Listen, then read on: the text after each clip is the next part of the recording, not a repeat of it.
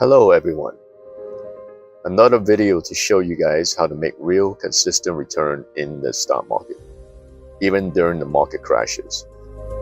The key point to take away from this video is that your best returns are realized when you hold on to your stocks during the ups and downs of market volatility.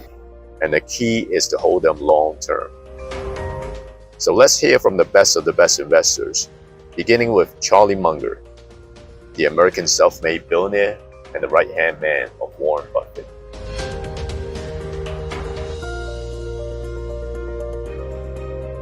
In fact, you can argue that if you're not willing to react with equanimity to a market price decline of 50% 2 or 3 times a century, you're not fit to be a common shareholder, and you deserve the mediocre result you're going to get.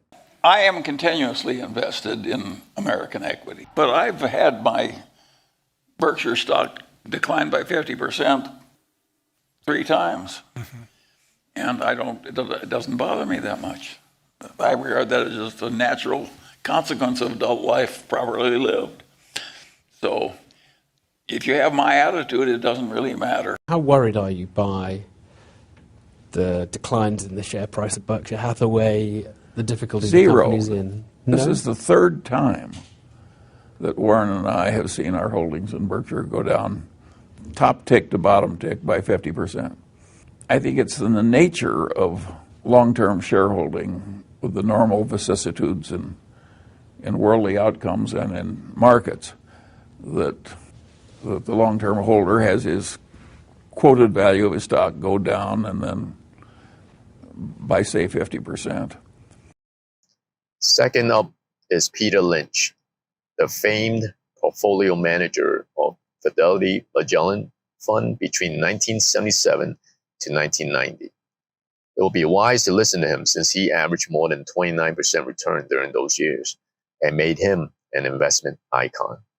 But if you didn't understand the company, if you're just buying on the fact the stock had gone from 26 to 16 and then it got to 10, what would you do when it went to 9? What would you do when it went to 8? What would you do when it went to 7? This is the problem that people have, is they sell stocks because they didn't know why they bought it, then it went down, and they don't know what to do now. Do you flip a coin? Do you walk around the block?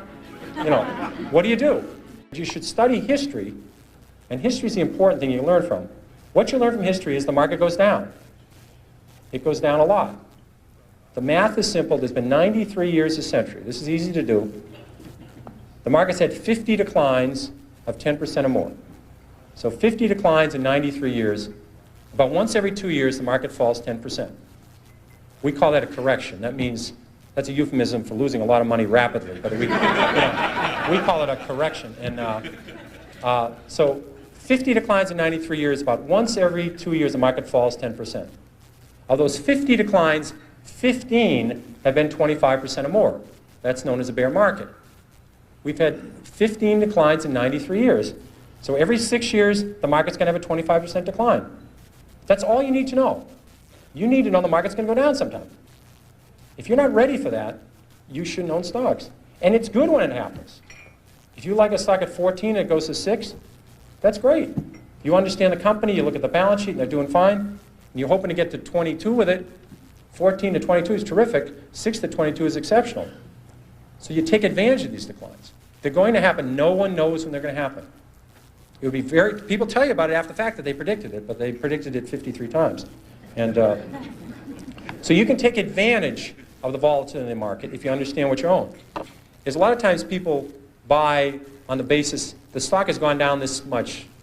How much further can it go down? I remember when Polaroid went from 130 to 100. People said, "Here's this great company, great record. If it ever gets below 100, just buy every share." And it did get below 100. A lot of people bought on that basis, saying, "Look, it's gone from 135 to 100. It's now 95. What a buy!" Within a year, it was 18. And this is a company with no debt. I mean, this is a company. It was just so overpriced, it went down. I did the same thing in my, I think my first or second year of Fidelity. Kaiser Industries had gone from $26 a share to 16. I said, "How much lower can it go?" It's 16. So I think we bought one of the biggest blocks ever on the American Stock Exchange of Kaiser Industries at 14. I said, "It's gone from 26 to 16. How much lower can it go?" Well, at 10, I called my mother and said, "Mom, you got to look at this Kaiser Industries. I mean, how much lower can it go? It's gone from 26 to 10. Well, it went to 6, it went to 5, it went to 4, it went to 3. And now fortunately this happened rapidly, or I would probably be still caddying or working at the Stop and Shop, but it happened fast. So I was able to, it was compressed. And at 3, I figured out, there's something very wrong here, because Kaiser Industries owns 40% of Kaiser Steel, they own 40% of Kaiser Aluminum, they own 32% of Kaiser Cement, they own Kaiser Broadcasting, they own Kaiser Sand and Gravel, Kaiser Engineers, they own Jeep, they own business after business, and they had no debt. Now, I learned this very early. This might be a breakthrough for some people. It's very hard to go bankrupt if you don't have any debt. It's tricky. Some people can approach that. It's a real achievement. But they had no debt, and the whole company at 3 was selling at about $75 million. At that point, it was equal to buying one Boeing 747. I said, there's something wrong with this company selling for $75 million. I was a little premature at 16, but I said, everything's fine, and eventually this will work out. And what they did is they gave away all their shares to their shareholders. They passed out shares in Kaiser Cement, they passed out shares in Kaiser Aluminum, they passed out their public shares in Kaiser Steel, they sold all the other businesses, and you get about $50 a share. Last, we have Ray Dalio, the American billionaire who made his fortune with his hedge fund, Bridgewater Associates, which manages over $150 billion. In fact, Bridgewater Associates even had positive returns during the 2008 crisis. He is considered to be one of the more innovative investors of the financial markets. The game. It has to be the opposite of what your instincts in the crowd says, because the market reflects the crowd. So you want to buy when no one wants to buy, and you want to sell when no one wants to sell, right? Right. So, and that's emotionally difficult, and probably you're not going to play that game well, because it takes a lot of resources to play the game. We spend hundreds of millions of dollars each year to try to play that game well, and it's a tough game to play well. So I would caution you about the market timing game, but I would say that if you're going to do it in the ways that are uncomfortable, because they're opposite your instincts. So in conclusion, the best way to make money, and I mean consistent profits, is number 1, to buy companies that you understand well. Or better yet, buy an ETF that tracks an index.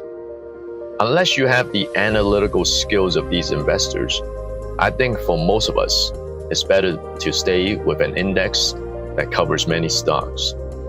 And number 2 is to buy when the market is falling. I don't like market crashes, but I think that is when you make the most money and get rich. And number 3 is to have a long-term horizon of 5 to 10 years.